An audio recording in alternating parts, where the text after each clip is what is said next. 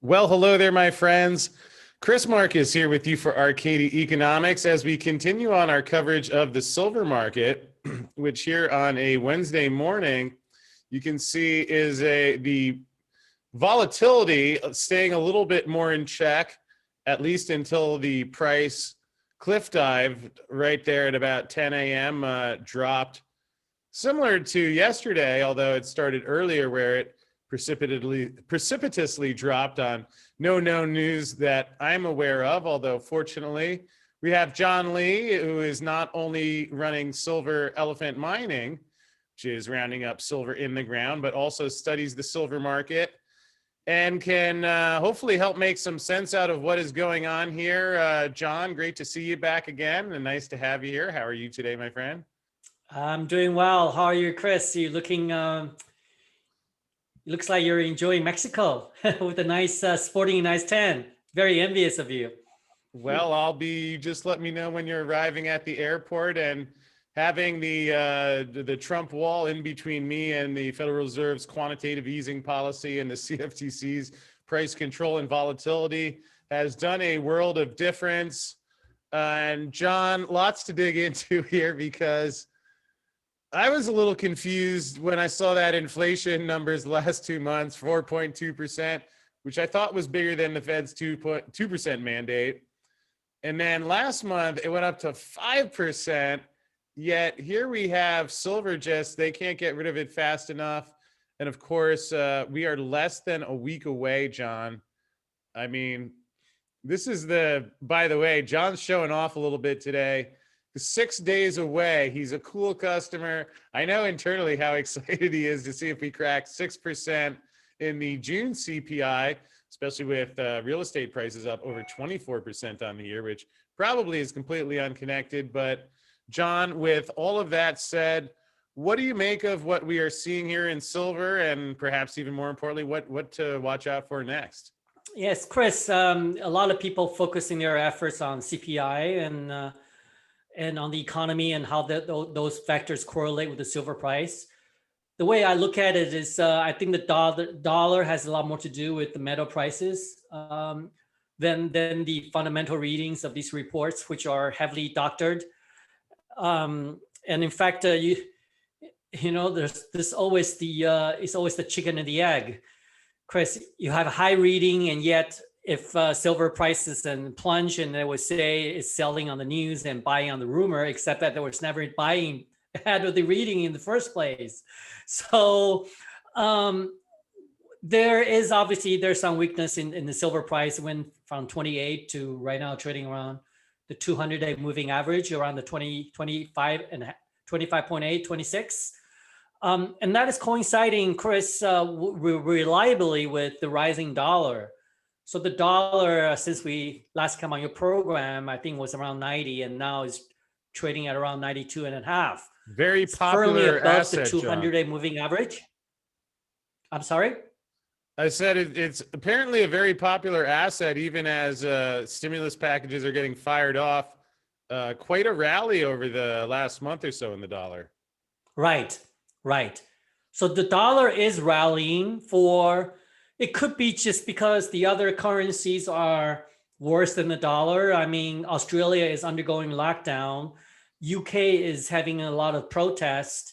And here in Asia is experiencing, again, a second wave of COVID. And the euro, it is always being a doldrum. So you can, and there's always these dollar bulls, like the dollar milk theories of Brett Johnson and other people. And they have a credible story to put together.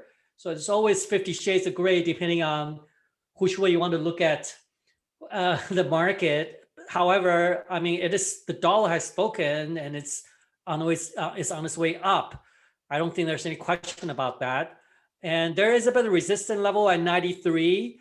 The judge is still out on whether the 93 level could be taken out, of which the dollar would evolve into something that's really the strength is never seen since the recovery of the COVID crisis.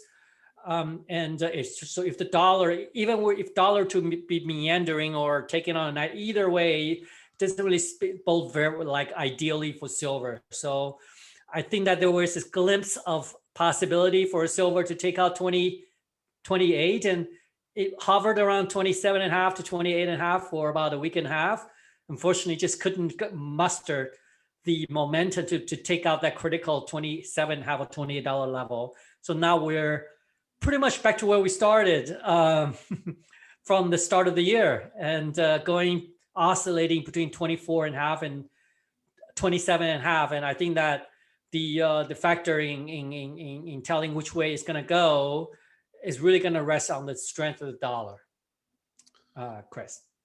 Well, I hear you, although one trend that doesn't seem to be reverting to its beginning of the year levels that would seemingly affect the dollar. Here's the Fed's balance sheet, which, congratulations to all Washington officials. We have now crossed 8 trillion on the balance sheet.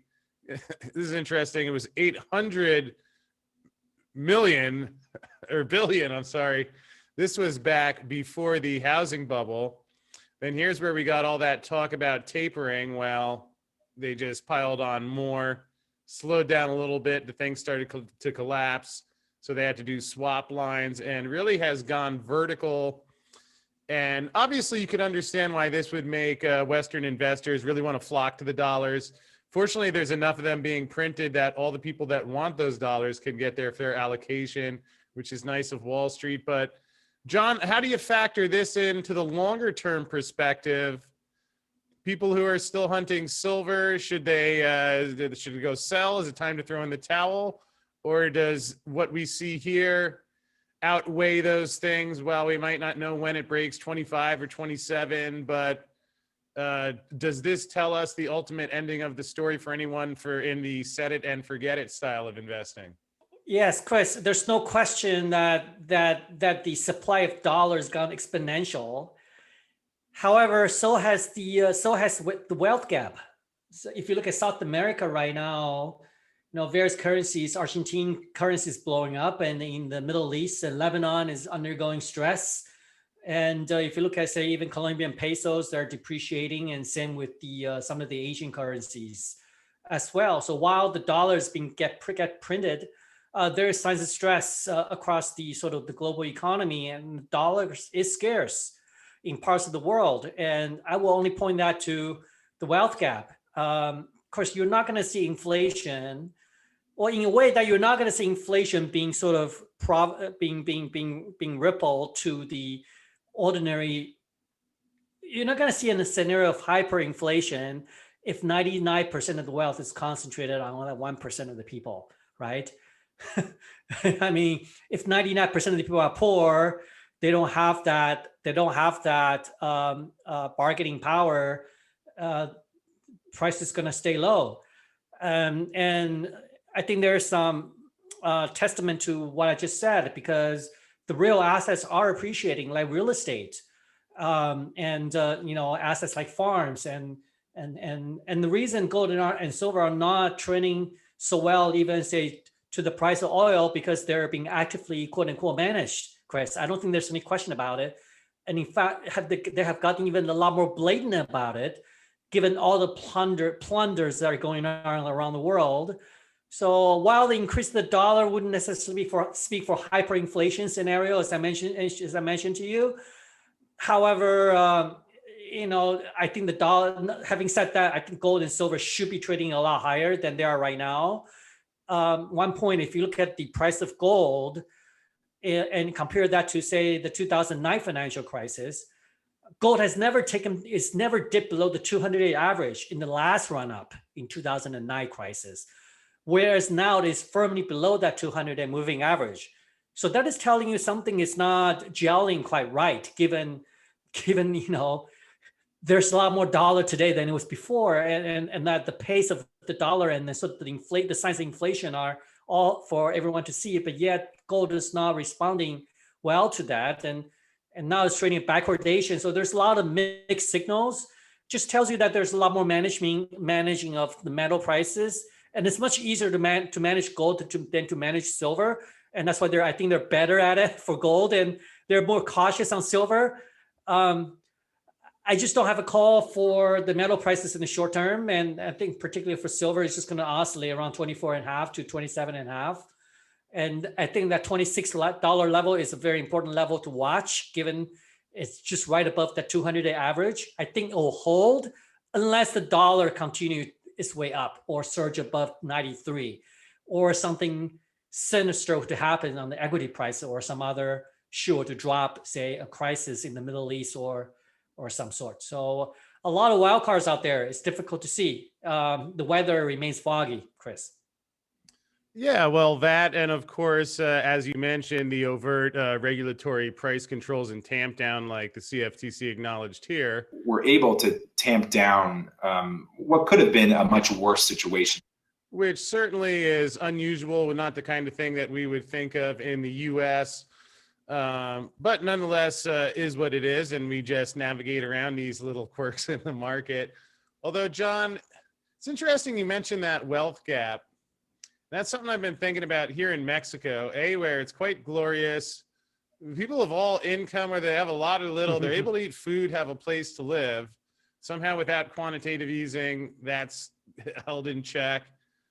But some of these countries that have a lot of silver, yet you described how they're sucked into this dollar Ponzi scheme where their dollars being hyperinflated, yet there's actually shortages in some places, which is mind-boggling. But here I am in Mexico, and I keep wondering, what if they said, you know what, enough of the dollar, we don't care about that. We have this silver, we're going to back the currency with silver. Would any country that did that, especially after the overt price capping operation by U.S. regulators is overwhelmed because they are not mining silver, they only sell paper. I mean, what would happen if some of these countries started using silver as some sort of financial asset backing? Well, Chris, there are, like, for example, Asian economies were very heavily impacted by the 1997 financial crisis. So they understood that. So I think a lot of the countries like Taiwan and China and as well as say Thailand, for example, they've decided to get out of the sort of the dollar system. So what I mean by that is they don't borrow in dollars, and there are some other alternatives because it's what they say, right, Chris? If the Fed have a cough, then catch a cold, then the world catches virus. So they got out of that system, and they were able to sort of stabilize their economy. And so there's a way to get out of the system. And going back to Chris, like you said about countries with silver or backed by with currencies backed by silver and gold, I believe that there were some countries that had tried to do that, but I don't think the cartel is going to just stand back and say, oh yeah, be my guest. Yeah, you can use gold and silver. I think they're going to use some Ponzi, some money laundering rules, and try to exclude you from the international sort of commerce and payment system. If you were to do, I mean, Chris, I do believe that. I think they're going to exert maximum pressure to prevent you from doing that. Chris, and even say Switzerland, they used to be, they used to have a lot of gold. I think about 7-8 years ago, maybe 13 years ago, they sold all of that gold substantially, or at least substantially of their gold. So to the point where there's not a single country on earth today where the currencies are backed with gold of meaningful quantity, and that is not by accident. That is by design, Chris. Well, yeah, we all remember how that worked out for Saddam Hussein and Muammar Gaddafi. Although, John, interestingly enough, there was a story recently that a couple people sent over, and it'd be great to get your comment, because unlike Ben Bernanke and his friends who don't understand gold, there's rumor they don't even know how to spell gold. I'm not sure if that's true or not. But here we had Bolivia may require all gold production to be offered to its central bank. Now, obviously, some mining stock investors concerned about that, and rightly so. Although it was interesting, at least, I mean, of course, the details matter, but here, local producers would need certification to sell abroad, would first be required to offer their gold to the central bank at international prices.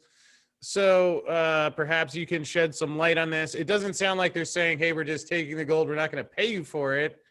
One could say this is a source of demand for gold, but can you share anything? Is that an accurate way of looking at it? What have you seen and heard, obviously, with Silver Elephant active in Bolivia?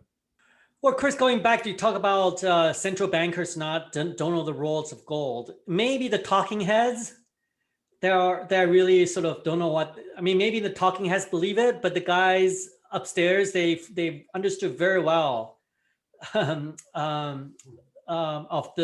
gold's importance, and that's why they talk down on it. And so that's the first point. And regarding the news in Bolivia. Again, the mainstream media have a tilt against Bolivia because this previous president didn't really have a lot of good things to say about the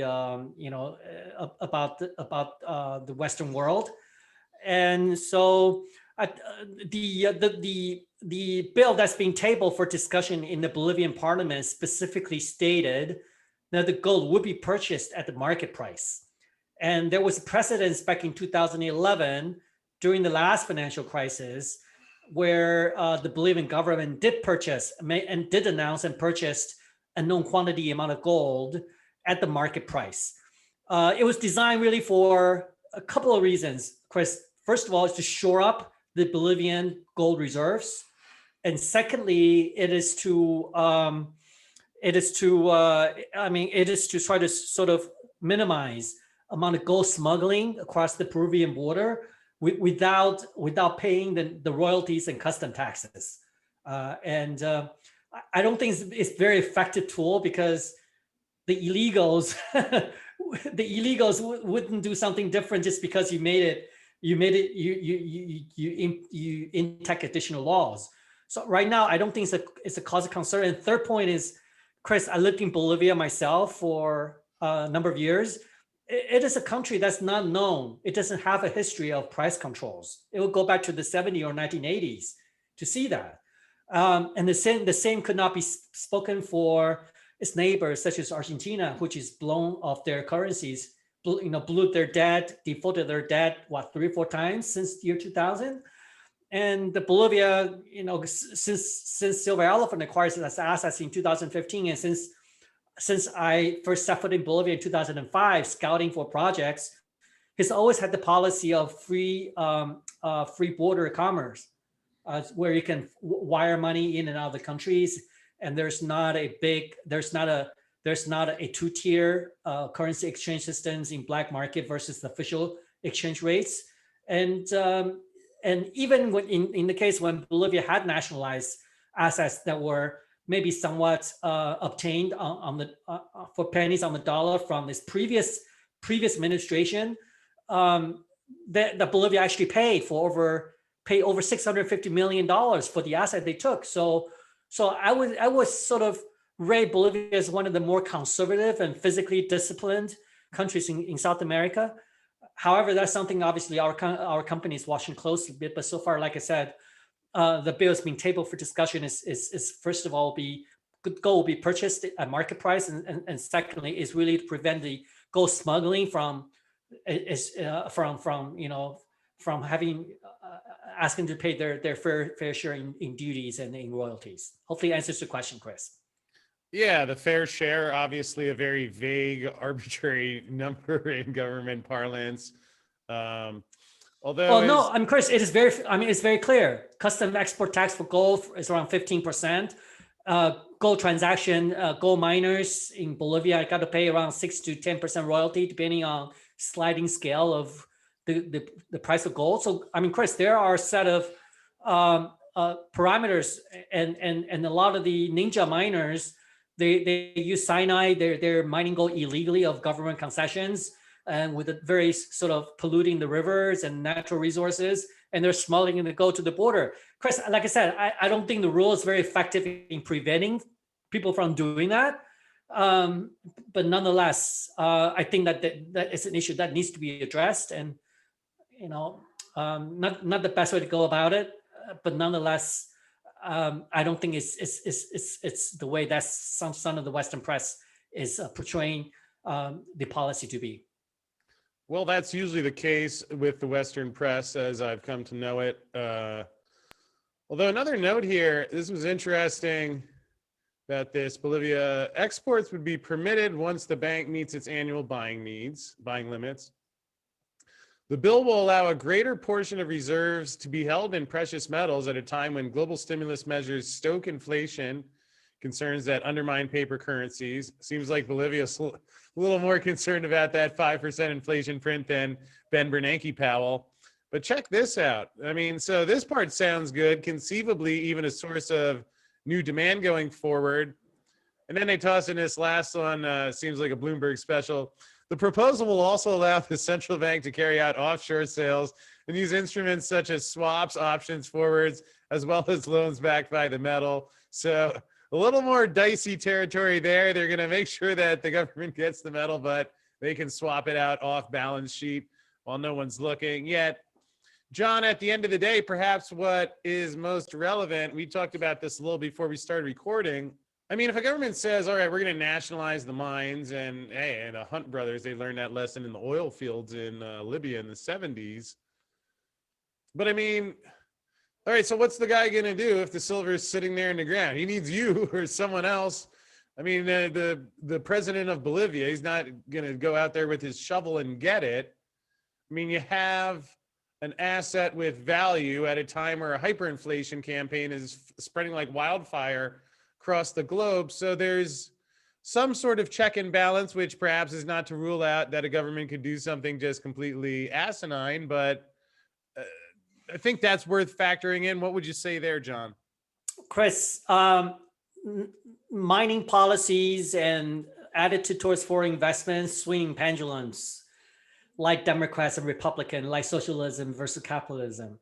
So Bolivia has gone through 15 years of very conservative stance towards foreign investments and environmental preservation, and now it's about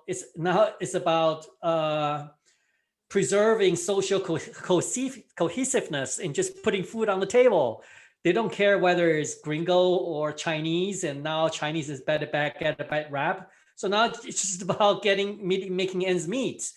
And Chris, to your point, exactly, you're right in that there was some assets nationalized in Bolivia almost 10 years ago, and they come to realize. And by the way, Bolivia paid over $600 million for every asset that they nationalized, and they lost in international courts. And they realized that nationalize some assets, especially in the mining industry, it's not as easy as, say, in the oil and gas industry, where you could just turn the tap and the oil will flow. I mean, there's a deposit of which the government had taken over from another. So I think, Chris, in the end, they realize that there's a lot more to make a project a deposit of utility. You need to hire people. There's technology. There's very capital intensive, and you need to hire people and manage them. And you got to sell your product. You got to refine it, and all sorts of little things that going into running enterprise and creating value. So a lot of the assets they took over 10 years ago, which actually they paid for, and eventually getting an X smashed on their face, and the locals realized too, and that's why Elephant had a very strong bond with our flagship project in Pulicayo, because that mine was being production, Chris, for over 300 years until it was nationalized in 1952 by the government through a Bolivian revolution. And since then, there hasn't been any real production since the government took over. So they actually understood the difference between a government making a promise versus a private enterprise making a promise. The difference being when your private enterprise sign a contract, they're going to do their very best to hold it, and there's consequence to breaking the promise. So I think a lot of times, Chris, also that the policy makings at the federal level are sometimes will be overruled, and on the local level. I think I think that it's going to be a lot more difficult for the federal government to meddle with your project if you have a very strong local report, because they feel better working with you and versus working with the government. So I think it's got to be evaluated country by country basis, and also that sort of relationship between the federal and the local. So if that answers your question. Yeah, I mean, at the end of the day, that's a lot of tax and campaign contribution revenues sitting there in the ground. So hopefully you will keep us posted on how that is coming along. John, before we wrap up, you had some news recently here, Monago project. Can you fill us in on how things are looking there and what's coming up? Yeah, we acquired the project Monago back in February, and Chris, we got a lot of pushback from our shareholders in February, and I think that we really deliberated long and hard before deciding to acquire the asset. Given this was different from the Silver Elephant mandate on silver, and I think the conclusion was, Chris, that we are taking a bit of long-term or medium-term biting the bullet for long-term value, because we see a lot of value in this nickel asset that's in a politically safe jurisdiction. And it's a nickel sulfide. It's a clean, green energy project that could be mined with very low carbon footprint. And it's taken us about 4 or 5 months to really, because over $40 million being spent on the project, and we had to sort of dig through all the data and get independent consultants to assess the project, and of which that really sort of resulted in this news we put out just yesterday or the day before. And this is the confirmation and affirmation of Monago project being one of the largest and highest grade nickel sulfide open pit in the world. And even better yet, Chris, the news this morning is the project actually was once fully permitted back in 2011. And Manitoba government, after our extensive dialogue, and we determined that the license was actually in good standing, apart from the minor notice of alterations on the tailings location we have to finalize. So if we're able to do that before the end of the year, this is one of the very few projects to be shovel ready. And Chris, nowadays, given all the crazy that's going on, to permit a mine from start to finish, it's going to take at least 3 years, at least 3 years. So we have a significant leg up. It's an open pit project, has got over 1 billion pounds of nickel in the ground and over 85,000 meters of drilling. And pay attention to the grade. It's at 0.7%. All of our peers, to name a few, like Canada Nickel, Giga Metals, Nickel Creek, and even Dumont, which is being marketed by Goldman Sachs for $1 billion price tag, their grades are half of Monago's. So we're very, very confident, Chris, over the coming weeks and months, that the value will be seen and realized, and which will benefit Silver Elephant shareholders. It is a bit slow going for the market realization in Monago, partly because we're going through a bit of a doldrum in the equity market and in the resource market. And secondly, Canada is well endowed with this hydropower. So I think usually on the renewable energy and energy metals, takes a little bit longer for the Canadian market to catch on. However, nickel is just broken out of 9-year high, and I thought it's a great diversion to balance the silver sort of wild swings with the nickel that has excellent fundamentals because of electric vehicle adoption. So, we're just gonna patiently bide our tongue and bide our time to wait for silver to eventually exhale past that $30 level. But in the meantime, I think that that nickel project really provide Elephant with the 1-2 punch. Yeah, and John, I noticed you also had another update here about the permitting and low carbon initiative. Can you give us a rundown of what's going on there? Right, I think you're referring to the news this morning, Chris? Yes. Right. So that's just, as I mentioned earlier, I think several $1 million of the $40 million invested in the project went to permitting. So that included hydrology studies, community relationship consultations, and First Nations consultation. So extensive work has been put into environmental permitting for this project, and which is very pleased to announce after extensive discussion with the government that the license is still valid, pending a minor alterations on the tailings location. So once we complete that notice of operation, the project will be shovel ready. And what that means is one of the very few projects in Canada, open pit nickel. I think that's the only one, but all projects, period, to getting permitted in Canada, this is one of the very few this year, if any.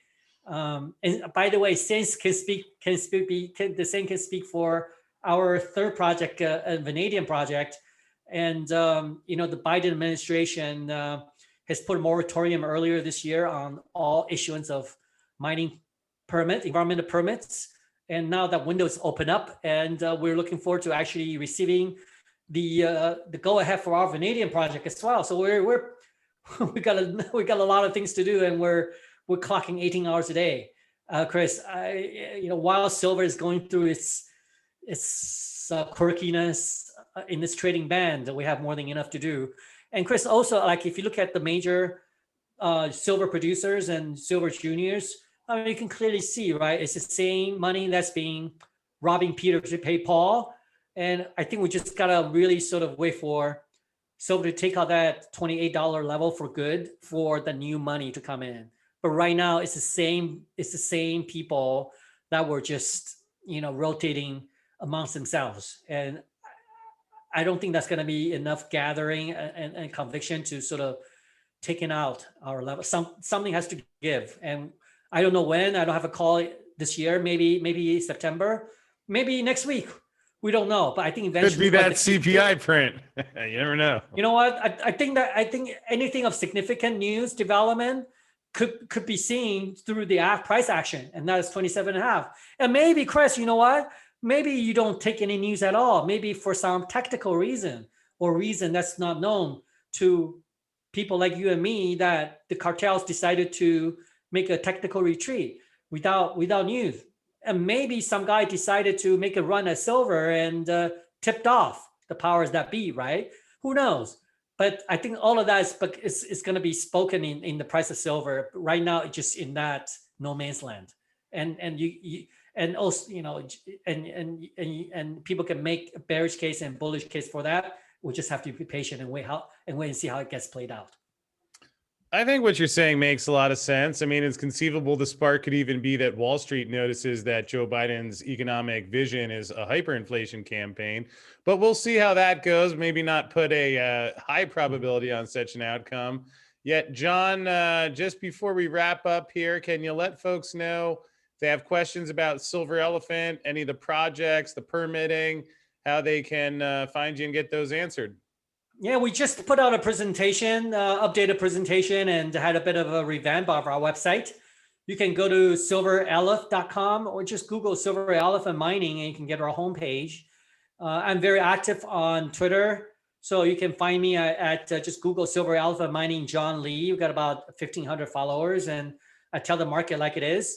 I used to write a lot of articles. I just authored an article, first time in several years, and I think that's going to be put up by the end of today, and I will make that available at my Twitter page, and I think it will be a great. It covers quite a lot of what I call the electrification revolution, Chris, that's coming on, and I think that's going to dwarf the Chinese industrialization back in early 2000, and even go back to the 1800s and the industrial revolution. So we're entering into a world of which energy could be had very, very cheaply through solar, harnessing the power of the sun, and because the advancement in battery storage and in technology, that a lot of the application could be I think that all the diesel fueled applications could be replaced and substituted by batteries and by electricity. So it's a very fascinating article, and I highly encourage you guys to look me up at Twitter, and it's about a 23-page article, and I think it's going to come out by the end of today.